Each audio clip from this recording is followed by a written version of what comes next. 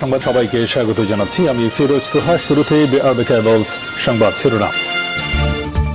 বাংলাদেশের সর্বশেষ গুরুত্বপূর্ণ আপডেট সংবাদে আপনাকে স্বাগত। শুরুতেই সংবাদ শিরোনাম, পরে বিস্তারিত। শুরুতেই জানিয়ে দিব, ডক্টর ইউনূসকে এরদোগানের ফোন, বাংলাদেশকে পুনর্গঠনে প্রতিনিধি পাঠাবে তুরস্ক। আলহামদুলিল্লাহ, বিশ্বের মুসলিম দেশ বাংলাদেশের পাশে দাঁড়িয়েছে। বাংলাদেশের অন্তর্বর্তী সরকারের প্রধান উপদেষ্টা অধ্যাপক ডক্টর মোহাম্মদ ইউনূসের সঙ্গে গতকাল ফোনে কথা বলেছেন তুরস্কের প্রেসিডেন্ট রিসেপ তাইয়েপ এরদোয়ান। তিনি বলেছেন, বাংলাদেশকে সহায়তা দিবে এবং বাংলাদেশকে পুনর্গঠনের জন্য তারা প্রতিনিধি পাঠাবে। এদিকে নেত্রকোনা সাবেক এমপি রুহির বিরুদ্ধে চাঁদাবাজির মামলা। এবারে জানাবো, ওবায়দুল কাদেরের সব ব্যাংক হিসাব জব্দ।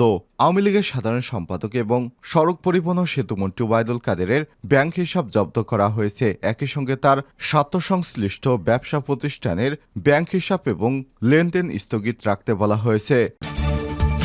এদিকে ডিএমপিতে ৫৭ কর্মকর্তার পদায়ন। অতিরিক্ত পুলিশ সুপার এবং সহকারী পুলিশ সুপার পদমর্যাদার ৫৭ পুলিশ কর্মকর্তাকে ঢাকা মেট্রোপলিটন পুলিশ ডিএমপির অতিরিক্ত কমিশনার, এডিসি এবং সহকারী পুলিশ কমিশনার, এসি পদে পদায়ন করা হয়েছে। এবারে জানাবো, লুণ্ঠিত অস্ত্র ৩ সেপ্টেম্বরের মধ্যে জমা না দিলে ব্যবস্থা নেওয়া হবে পুলিশ হেডকোয়ার্টার্স। ছাত্র আন্দোলনের সময় বিভিন্ন থানা থেকে অস্ত্র এবং গোলাবারুদ লুট করা হয়েছে। সেগুলো এখনও পুলিশের কাছে অনেকেই জমা দেয়নি। এই লুণ্ঠিত অস্ত্র আগামী ৩ সেপ্টেম্বরের মধ্যে পুলিশের কাছে জমা না দিলে পুলিশ ব্যবস্থা নিবে বলে জানিয়েছে পুলিশ হেডকোয়ার্টার্স। এবং সর্বশেষ জানিয়ে দিব, বহাল রয়েছে হাইকোর্টের ৫০ বিচারপতি এবং নিম্ন আদালতের ১০০ দলবাজ বিচারক। সংস্কারের স্বার্থে তাদের পদত্যাগ চান আইনজীবীরা। প্রিয় দর্শক, এতক্ষণ শুনছিলেন সংবাদ শিরোনাম, এবারে বিস্তারিত। তবে তার আগে বন্ধুরা, অনুরোধ থাকবে এই সংবাদটিতে একটি লাইক দিন। এই চ্যানেলে আপনি নতুন হয়ে থাকলে আমাদের সংবাদটি দেখতে দেখতে চ্যানেলটি সাবস্ক্রাইব করে রাখুন। কমেন্ট করে আপনার মূল্যবান মতামত জানিয়ে দিন বন্ধুরা, আপনি বিশ্বের কোন দেশ থেকে বা বাংলাদেশের কোন স্থান থেকে আমাদের সংবাদটি দেখছেন এবং শুনছেন। এবারে বিস্তারিত। ডক্টর ইউনূসকে এরদোগানের ফোন, বাংলাদেশ পুনর্গঠনের প্রতিনিধি পাঠাবে তুরস্ক। বাংলাদেশের অন্তর্বর্তী সরকারের প্রধান উপদেষ্টা অধ্যাপক ডক্টর ইউনূস মঙ্গলবার ২৭ আগস্ট ফোন করে কথা বলেছেন তুরস্কের president Recep Tayyip Erdogan. Doctor Yunus অন্তর্বর্তী সরকারের প্রধান হিসেবে দায়িত্ব নেয় তাকে অভিনন্দন ও শুভেচ্ছা জানান তুর্ক প্রেসিডেন্ট। মঙ্গলবার ২৭ আগস্ট প্রধান উপদেষ্টা উপপ্রেস সচিব আবুল কালাম আজাদ এ তথ্য জানান। তিনি এক বিজ্ঞপ্তিতে বলেন, ফোনে কথা বলার সময় তুরস্কের প্রেসিডেন্ট এরদোগান বাংলাদেশের বন্যা কবলিত এলাকা মূল্যবান প্রাণহানির জন্য শোক প্রকাশ করেন। তিনি বলেন, তুরস্ক বন্যা কবলিত মানুষদের মানবিক সহায়তা দেবে। প্রধান উপদেষ্টা মোহাম্মদ ইউনূস তুরস্কের প্রেসিডেন্টকে ধন্যবাদ জানায়, যিনি ২০০৬ সালের নোবেল শান্তি বিজয়ের দীর্ঘদিনের বন্ধু। তিনি বলেছেন যে তিনি এবং তুর্কি ফার্স্ট লেডি এমিন এরদোগান একটি উচ্চ পর্যায়ের জাতিসংঘের জিরো ওয়েস্ট ফোরামের সদস্য। তিনি তুরস্কের সঙ্গে বাণিজ্য বৃদ্ধির আহ্বান জানিয়ে বলেন, বাংলাদেশের উৎপাদন সহ গুরুত্বপূর্ণ খাতে তুরস্কের বিনিয়োগ প্রয়োজন, যেখানে তুরস্ক একটি শক্তিশালী বৈশ্বিক শক্তি। প্রেসিডেন্ট এরদোগান বলেছেন যে তিনি শীঘ্রই দেশটির পুনর্গঠনে সহায়তার জন্য একটি উচ্চ ক্ষমতা সম্পন্ন প্রতিনিধি দল বাংলাদেশে পাঠাবেন। তিনি প্রধান উপদেষ্টাকে তুরস্ক সফরের আমন্ত্রণ জানান। প্রফেসর ইউনুর সুবিধাজনক সময়ে দেশে যাওয়ার কথা জানিয়ে প্রস্তাব গ্রহণ করেন। প্রধান উপদেষ্টা প্রেসিডেন্ট এরদোগানকে বাংলাদেশ সফরে আমন্ত্রণ জানান, তিনিও প্রস্তাব গ্রহণ করেন।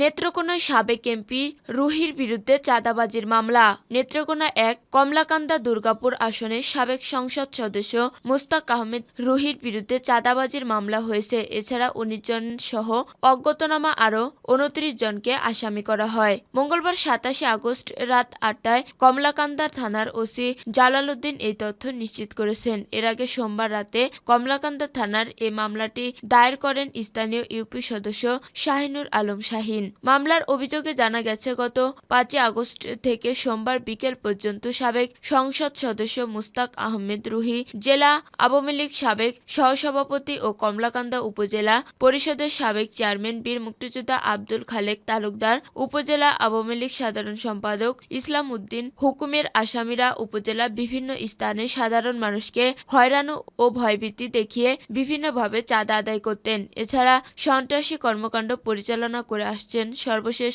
সোমবার দুপুরে যাত্রাবাড়ি এলাকায় প্রবাহিত নদীপথে নৌকা দিয়ে মালামাল নিয়ে যাওয়ার সময় সংঘবদ্ধ আসামিরা চাঁদা আদায় করছিলেন। এ সময় বাধা দেয় দুই ব্যক্তির উপর হামলা চালিয়ে আহত করা হয়। মামলার একাধিক আসামির সঙ্গে যোগাযোগ করলে ফোন বন্ধ পাওয়া যায়। আওয়ামী লীগ সরকার পতনের পর এসব নেতারা আত্মগোপনে আছেন। কমলাকান্দা থানার ওসি জালাল উদ্দিন কালবেলাকে বলেন, এ মামলায় রানা মিয়া নামে একজনকে আটক করা হয়েছে। অন্য আসামিদের গ্রেপ্তারের চেষ্টা চলছে। ওবায়দুল কাদেরের সব ব্যাংক হিসাব জব্দ। আওয়ামী লীগের সাধারণ সম্পাদক ও সাবেক সড়ক পরিবহন ও সেতুমন্ত্রী ওবায়দুল কাদেরের ব্যাংক হিসাব জব্দ করা হয়েছে। একই সঙ্গে তার স্বার্থ সংশ্লিষ্ট ব্যবসা প্রতিষ্ঠানের ব্যাংক হিসাব ও লেনদেনে স্থগিত রাখতে বলা হয়েছে। মঙ্গলবার 27 আগস্ট বাংলাদেশ ব্যাংকের আর্থিক গোয়েন্দা সংস্থা Bangladesh financial intelligence unit BFIU দেশের ব্যাংক ও আর্থিক প্রতিষ্ঠানের কাছে এ সংক্রান্ত নির্দেশনা পাঠিয়ে অ্যাকাউন্ট জব্দ করতে বলছে।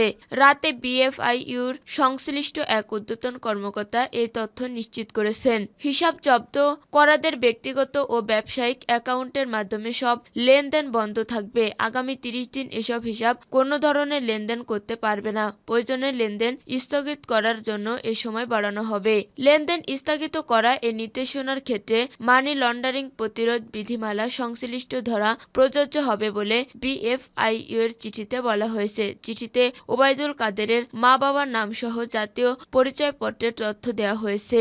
BFIU এর নির্দেশনায় বলা হয়েছে, কোনো হিসাব স্থগিত করা হলে হিসাব সংশ্লিষ্ট তথ্য বা দলিল যেমন হিসাব খোলার ফরম, লেনদেন বিবরণী ইত্যাদি চিঠি দেওয়ার তারিখ থেকে 5 কার্যদিবসের মধ্যে তাদের কাছে পাঠানোর জন্য ব্যাংক ও আর্থিক প্রতিষ্ঠানগুলোকে বলা হয়েছে।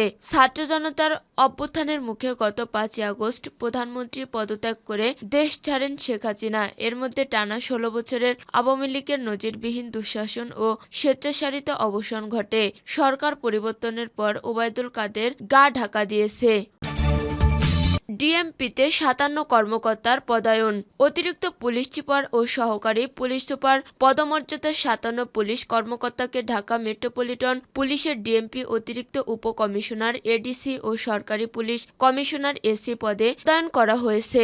মঙ্গলবার 27 আগস্ট পুলিশ মহাপরিদর্শক মোহাম্মদ মইনুল ইসলাম স্বাক্ষরিত এক প্রজ্ঞাপনে এ পদায়ন করা হয়। লুণ্ঠিত অস্ত্র 3 সেপ্টেম্বরের মধ্যে জমা না দিলে ব্যবস্থা। Police quarters. সম্প্রতি বাংলাদেশ পুলিশের বিভিন্ন থানা ইউনিট ডিউটিস্থল হতে অস্ত্র ও গোলাবারুদ লুটপাটের ঘটনা ঘটেছে। পুলিশের লুট হওয়া কিছু অস্ত্র ও গোলাবারুদ ইতিমধ্যে উদ্ধার করা হয়েছে। লুণ্ঠিত অবশিষ্ট অস্ত্র ও গোলাবারুদ উদ্ধার কার্যক্রম অব্যাহত রয়েছে।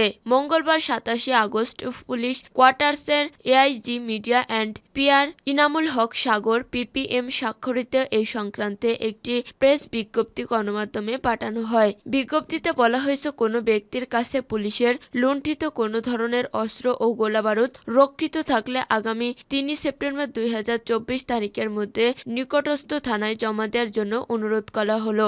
অন্যথায় তাদের বিরুদ্ধে আইনি ব্যবস্থা গ্রহণ করা হবে।